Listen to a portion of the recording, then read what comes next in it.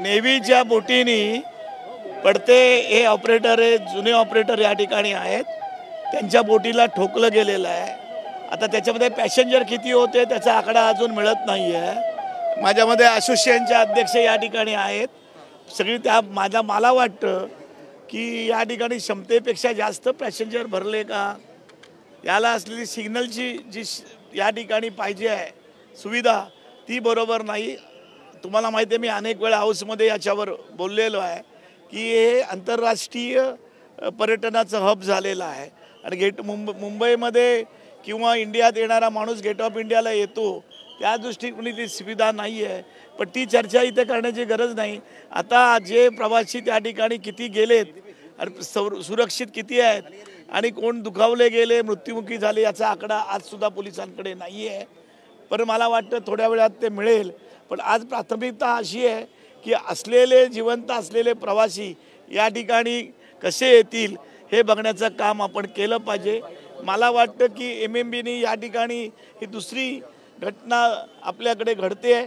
विनायक मेटेंनी यावेळेला नेलं होतं तेव्हा मी अलिबागला होतो, मी माझी बोट पाठवली आणि त्यावेळेला आपण सगळे चंद्रकांत पाटलांचे जाधव नावाचे PS होते, त्याने ते पण वाचले।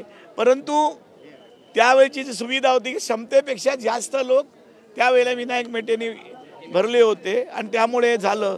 तीच परिस्थिती आहे असं मला वाटतं। नेव्ही काय ते कळत नाही, नेव्ही किंवा कोस्टल यांच्यापैकी त्यांनी संपल्या असं ऐकिवात येते, नक्की काही वाटत नाहीये। पण माहिती आता समोर येते जवळपास एक जण त्याच्यामध्ये मृत्युमुखी पडला आणि 25 लोकांना रेस्क्यू केले असं आता अधिकृतपणे गव्हर्नमेंटकडून सांगण्यात येईल। नाही, मला माहिती नाही, मी तुमच्याबरोबर चाललो, मला बातमी समजल्यावर मी पण या व्यवसायात आहे, आमचे समव्यावसायिक सगळे लोक आहेत, त्यांना या ठिकाणी काय मदत करता आली ते बघू।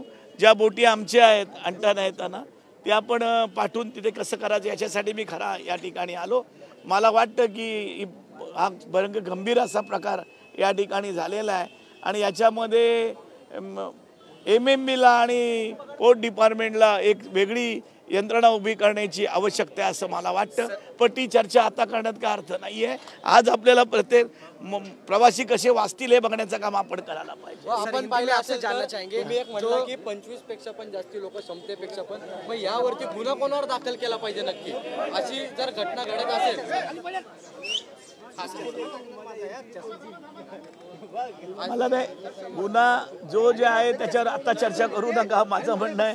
पहिलं याच्यामध्ये आपली आज प्राथमिकता अशी आहे की जे प्रवासी बुडालेले आहेत त्यांना इथे कसं आणता येईल हे बघण्याचं काम आपण प्रामाणिक करू।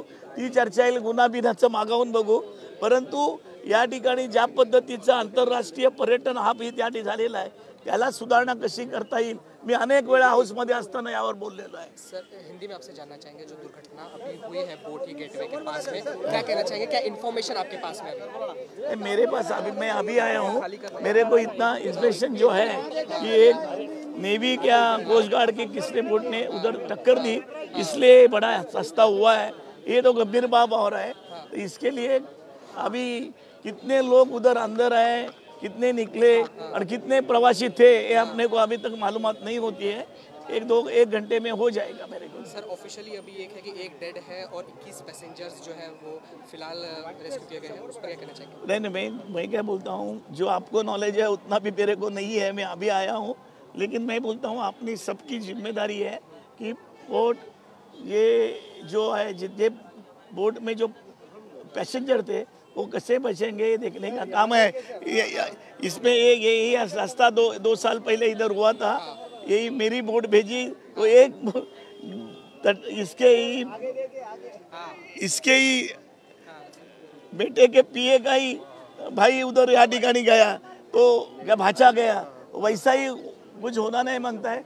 अभी जिम्मेदारी ऐसी है, जिम्मेदारी अपनी ये है कि किसी हालत में इधर कैसे बाकी चीज लोग जो अड़के हैं अंदर डूबे हैं उनको कैसा निकालने का है देखने का काम अपना प्राथमिकता ही है मेरे को लगता है।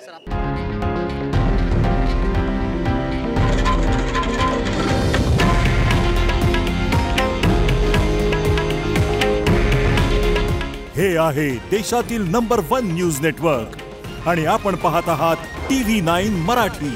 काळजी तुमची, हित महाराष्ट्राचं.